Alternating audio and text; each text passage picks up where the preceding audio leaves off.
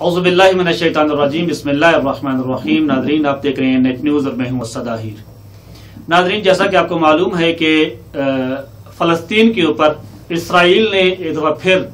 जो है वो यलगार की हुई है और आए रोज़ फ़लस्तीनी मुसलमानों को कुचला जा रहा है।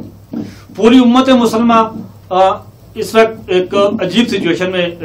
मौजूद है, एक अजीब मखमसा है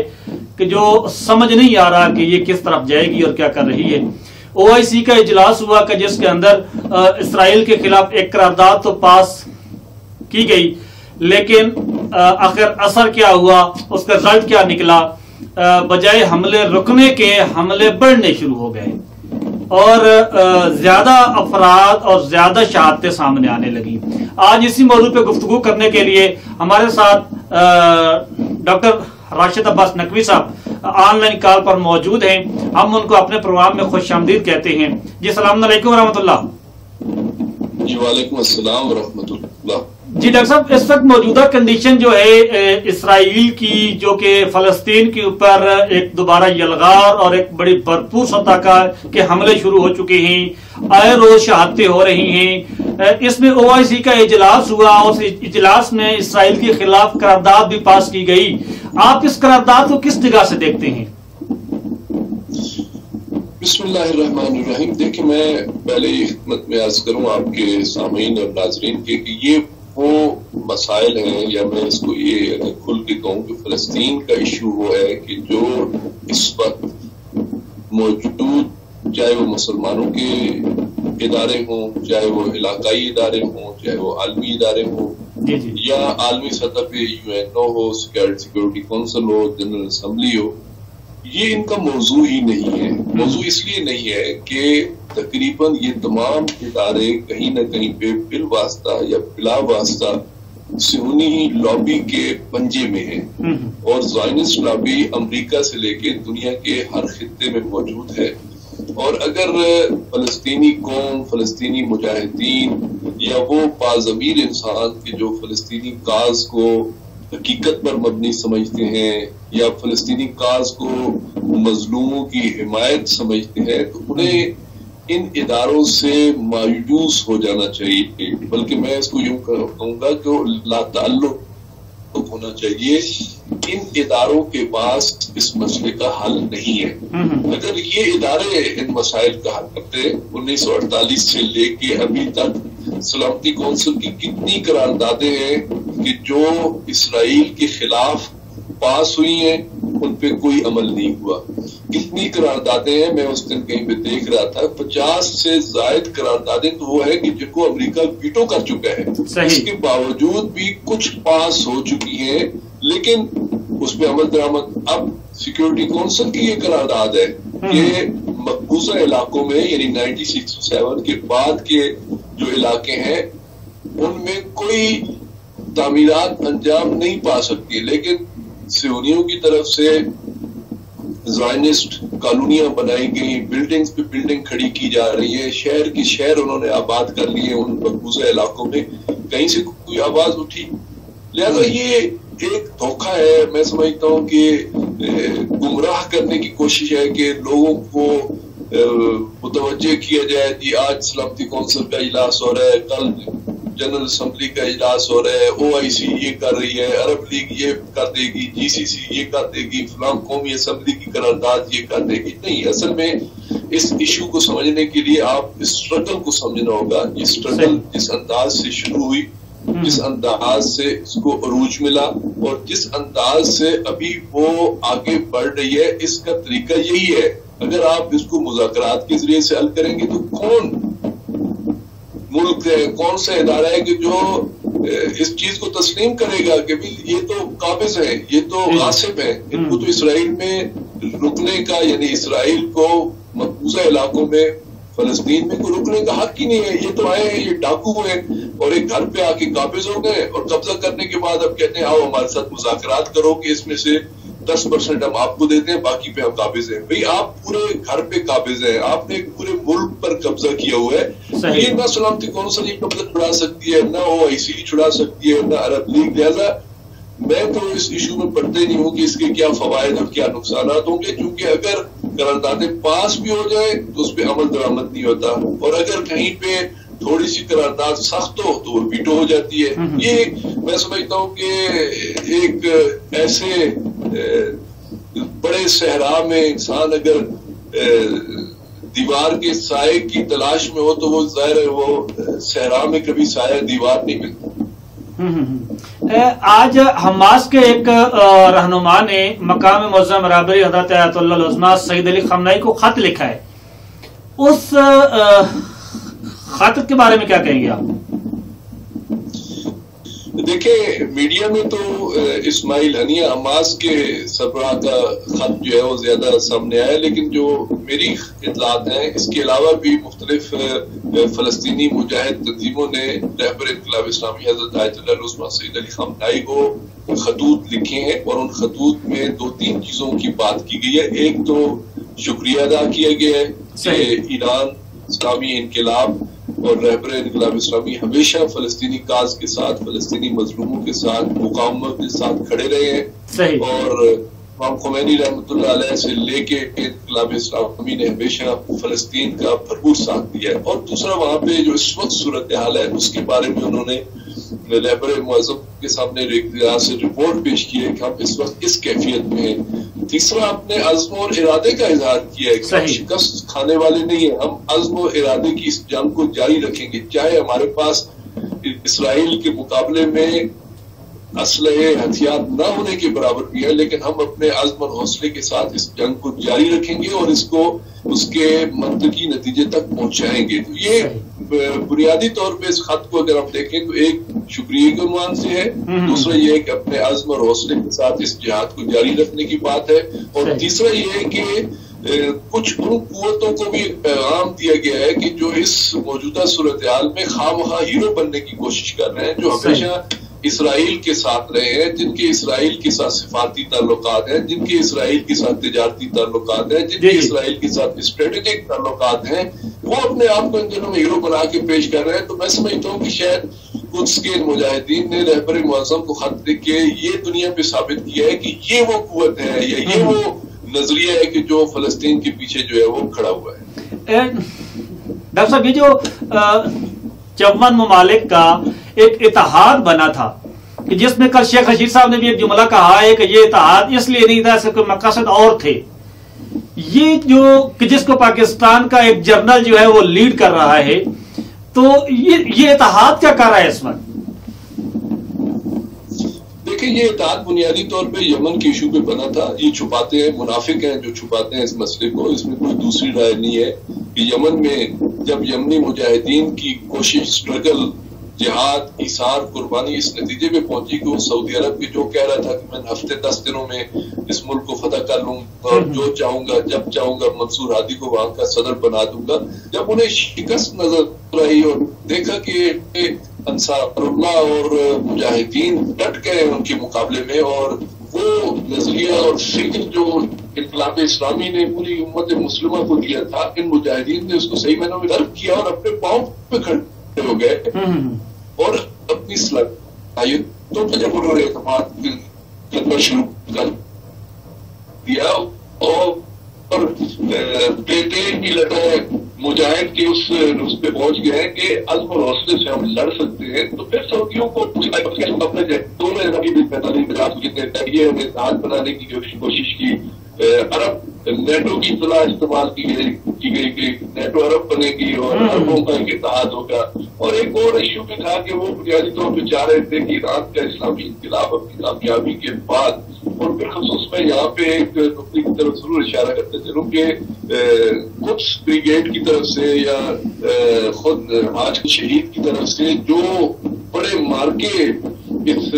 خطے میں لڑے گئے جو کسی کے علم میں نہیں ہے، جس کی وجہ سے داعش جو ہے وہ کوڑے کے اس میں چلا گیا، کوڑے دان میں چلا گیا، اور داعش کے لیے جو منصوبہ بندی کی گئی تھی اس پورے علاقے میں داعش کو قابض کیا جائے گا، اس کو حکمران بنایا جائے گا اور اسرائیل کو جو ہے وہ کیا جائے گا کہ فلسطین پورے کو ہڑپ کر لے، لیکن یہاں پہ عادل کو سلام پیش کرتے ہیں کہ انہوں نے اس سازش کو ترک کیا اور داعش تکفیریت اس کو وہیں پہ دفن کیا اور فلسطین کے مسئلے کو ایک دفعہ پھر اجاگر کیا. نہ صرف اجاگر کیا بلکہ ان کو اسلحہ جاتی اور فوجی لحاظ سے اتنا منظم، اتنا ٹرینڈ، اور ان کو اسلحے ان کے گھروں تک پہنچائے. جو آج ہم سب کچھ دیکھ رہے ہیں، آج جو میزائل مقاومت کی طرف سے استعمال ہو رہے ہیں، یہ کہاں سے آئے ہیں؟ یہ کوئی اس 45-50 ملک کی اتحاد نے تو نہیں دیے تھے، اس کمانڈر نے تو نہیں دیے تھے کہ جو کمانڈ کرنے کے لیے آیا تھا. وہ تو ان یمنیوں کو دبانے کے لیے آیا تھا، لیکن یمنیوں کو دبانے کے بجائے اب خود وہ تاریخ کا حصہ بن. صحیح. تو یہ وہ فلسطینی ہیں کہ جو پتھروں کے ساتھ، غلیلوں کے ساتھ دشمن کا مقابلہ کیے کرتے تھے. آج کی تاریخ میں بھی جو صہیونی بستیوں کے اوپر میزائل مارے گئے اسکلان کے اندر، تو اس کی کیا کنڈیشن ہے؟ وہاں پر نقصان کتنا ہو رہا ہے؟ چونکہ میڈیا تو کوئی نقصان نہیں دکھا رہا ہے اس وقت اسرائیل کا. میں کہتا ہوں کہ اگر نقصان کچھ بھی نہ ہو، جی ایک بھی صہیونی نہ مرا ہو، لیکن اس وقت جو غاصب اسرائیل اور غاصب صہیونیوں پہ جو خوف اور ہراس طاری ہے، جس طرح ان کی نیندیں حرام ہو چکی ہیں، جس طرح وہ اپنی زندگی کا بیشتر حصہ بنکرز میں اور پناہ گاہوں میں گزار رہے ہیں، اور جس انداز سے وہ اسرائیل، غاصب اسرائیل اور ان سرزمینوں کو چھوڑنے کے لیے بےتاب ہیں، اور انہوں نے پیکنگ کی ہوئی ہے کہ کب موقع ملے کہ وہ پہلی فلائٹ پکڑے اور اس ملک کو چھوڑ جائے. تو یہ میں کہتا ہوں ایک میزائل نہ بھی چلا ہو یا نہ بھی اس نے وہاں پہ کچھ نقصان پہنچایا، اور یہ بہت بڑا نقصان ہے، جو نفسیاتی نقصان، نفسیاتی خوف و ہراس اس وقت صہیونیوں پہ طاری ہے. اس کا جو موازنہ ہے وہ کئی میزائلوں اور کئی کارپیٹ بمنگ سے بھی نہیں کیا جا سکتا. دیکھیں غزہ پہ بمنگ ہو رہی ہے، ہوائی حملے ہو رہے ہیں، راکٹس برس رہے ہیں، لیکن اس کے مقابلے میں دوست شہید ہو رہے ہیں، لیکن خوف نہیں ہے وہاں پہ، وہ وحشت نہیں ہے. وہ بچے جو ان مشکلات کا شکار ہیں، ان کی طرف آپ بھی دیکھیں تو وہ ملبے کے نیچے دبے ہوئے ہیں، لیکن وکٹری کا نشان انگلیوں سے وی بنا کے دکھاتے ہیں کہ ہم آدھے دب چکے ہیں، آدھے ہمارا جسم اڑ چکا ہے، لیکن ہم اپنے کاز، ایشو اور مقصد سے پیچھے نہیں ہٹیں گے. لیکن ہم دوسری طرف دیکھتے ہیں کہ جہاں پہ کوئی موازنہ ہی نہیں ہے اس وقت، اگر ہم اسلحوں کا، ہتھیاروں کا موازنہ کریں تو مقاومت کے پاس کوئی ایسا بڑا ہتھیار نہیں ہے کہ جو اسرائیل کے ہتھیاروں سے مقابلہ کر سکے یا اس کا موازنہ کیا جا سکے. درست ہے جو آپ نے بات کی کہ غلیلوں سے اور پتھروں سے ان میزائلوں پہ آئے ہیں، لیکن اب بھی اسرائیل کے ساتھ اگر ہم اس کا موازنہ کریں تو کچھ بھی نہیں ہے. اصل عزم، حوصلہ، ہمت، قربانی کا جذبہ، شہادت کا جذبہ یہ لڑ رہا ہے، اور اس جذبے کی بنیاد پہ جو خوف طاری ہے صہیونیوں پہ، وہ ایسا خوف ہے کہ جو ان کے آئندہ کے سوشل سسٹم کو بری طرح تباہ کر دے گا. میں یہاں پہ ایک بات کرتا چلوں، بڑی بنیادی بات ہے، اس کو سمجھنے کی ضرورت ہے کہ غاصب صہیونیوں نے ایک باقاعدہ پلاننگ کے ساتھ دنیا بھر سے صہیونیوں کو، انتہا پسند یہودیوں کو مقبوضہ فلسطین کے اندر آباد کیا تھا. کس بہانے کہ یہاں پہ ایک بہشت موعود ہوگی، یہ ان کی مذہبی اصطلاح ہے کہ یہاں پہ ہم آپ کے لیے ایک جنت کی طرح سرزمین بنائیں گے، ایک بہشت موعود ہوگی جس کا آپ نے انتظار کرنا ہے. اس بہشت میں بیٹھ کے انتظار کریں گے، اور اپنے تمام تر جو آپ کی عبادی، آپ کے اخلاقی، آپ کے مذہبی، آپ کے دینی جتنے عبادات اقدار ہوں گی، یہ یہاں پہ ہم اس کو نافذ کریں گے، اس پہ عمل کریں گے، پرسکون زندگی ہوگی، امن و امان ہوگا، ہر طرح سے ہمیں ہر طرح کی سہولیات میسر ہوں گی. تو جن لوگوں کو یہ سبز باغ دکھا کے لایا گیا تھا، وہ میزائلوں کی آواز سن کے ان کے اوپر وہ خوف طاری ہو جاتا ہے کہ وہ وہاں سے فرار کرنے کے لیے بےتاب ہو جاتے ہیں. آج اگر یہ ایئرپورٹس، چاہے وہ بن گورین کو ہو، چاہے دوسرے جتنے ایئرپورٹس ہیں غاصب اسرائیل کے پاس، اگر آج فلائٹ شروع ہو جائے تو آدھی آبادی تو ویسے ہی یہاں سے فرار کر جائے گی. یہ میں سمجھتا ہوں کہ یہ بڑی کامیابی ہے. اس کو ہم یہ نہیں کہہ سکتے کہ ان کا میزائل اتنے دور جا کے لگا اور اس میزائل سے اتنے مارے گئے اور اسرائیل کے میزائلوں سے کیا نقصان. نہیں، جو نفسیاتی اثرات مرتب ہوئے ہیں، جو معاشرے کے اندر جو اس کے آئندہ اثرات مرتب ہوں گے، وہ بڑے فلسطینی کاز کے لیے خوش آئند ہوں گے. صحیح.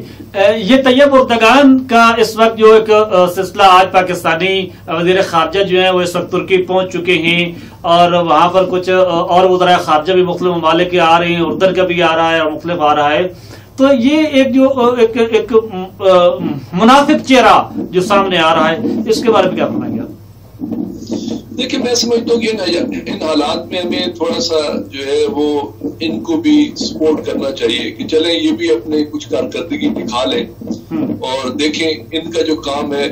وہ نتیجہ بخش ہو سکتا ہے یا نہیں، تاکہ کل تاریخ میں یہ نہ کہا جائے کہ بھئی انہوں نے تو کوشش کی تھی، انہیں کرنے نہیں دی گئی تھی. نہیں، ان کو بھی کوشش کرنے دیں. وہ ترکی